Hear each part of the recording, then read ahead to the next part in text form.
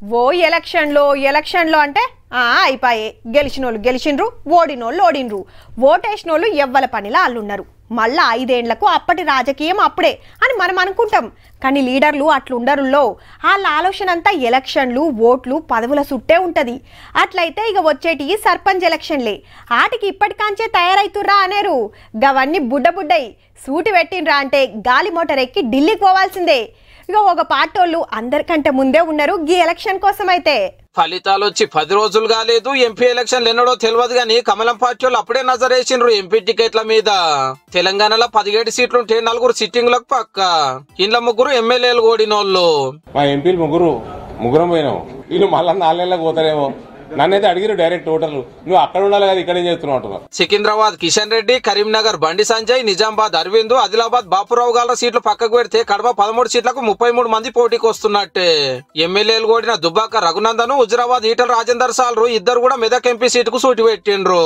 మొదటి లిస్ట్ లోనే మొదటి పేరు అనౌన్స్ అయ్యి ఉంటే నేను కూడా మెదక్ పార్లమెంట్ లాస్ట్ టైమే గెలిచేవాడిని. నేను ఇన్ఫాక్ట్ మెదక్ నుంచి నాకంటే ఇంకెక్కువ ఎవరు ఉంటారని నేను అనుకోను. ఇక పాలమూరుకెళ్లి పార్లమెంట్ లో పాదం మోపటానికి డీకే అరుణమ్మ, జితేందర్ రెడ్డి, తల్లోజు ఆచార్య సాల్రు పైరవులు చేస్తున్నారు టికెట్ కోసము. 1996 నుంచి ఇప్పటిదాకా ఎన్నిసార్లు పోటీ చేశాను, ఎంపీగా నేను పోటీ చేశాను. చేవెళ్ల టికెట్ కోసం కొండా విశ్వేశ్వర రెడ్డి సారు, భువనగిరికెళ్లి బూర నరసయ్య గారు జరంత ముంగట్టున్నారు లైన్ లా. వరంగల్ టికెట్ కావాలని పాత ఐపీఎస్ ఆఫీసర్ కృష్ణప్రసాద్ సార్ తిప్పల పడుతుంటే నాగర్ కర్నూలుకెళ్లి పోటీ చేస్తానని బండారు శృతి మేడం అడుగుతోంది. గెలిస్తే మంచి పదవి వస్తుందనే సెంటిమెంట్ ఉన్న మల్కాజ్గిరి టికెట్ కోసానికి చాడా సురేష్ రెడ్డి గారు, రామచంద్రరావు గారు పోటీ పడుతున్నారు. జైరాబాద్ టికెట్ నాకే ఇయ్యాలని సీనియర్ ఎండ లక్ష్మీనారాయణ సార్ కు, జూనియర్ చీకోట్ ప్రవీణ్ సార్ కు నడుమ పోటీ ఉండేటట్టు ఉంది. ఇక పెద్దపల్లి టికెట్ నాకే అనిల్ కుమార్ సార్ గట్టి నమ్మిక తోటున్నాడు.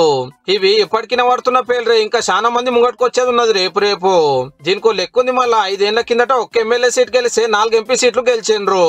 అందులోగలకి సెంటర్ మంత్రి పదవి వచ్చే ఈ తాపక్ ఎమ్మెల్యేల బలగం 8కు పెరిగే వరకు ఎంపీల బలగం 10-12కు పెరుగుతుందని మనోళ్ళ ఆపోచన. రేపు వచ్చేటటువంటి పార్లమెంట్ ఎన్నికలు తప్పకుండా భారతీయ జనతా పార్టీ మెజారిటీ సీట్లు తెలంగాణ నుంచి అందిస్తుంది. ఇట్లా ఎవరి లెక్కలాలకు ఉన్నాయి గానీ ఎలక్షన్ల టైం వరకు ఎట్లుంటుందో చూడాలి మరి.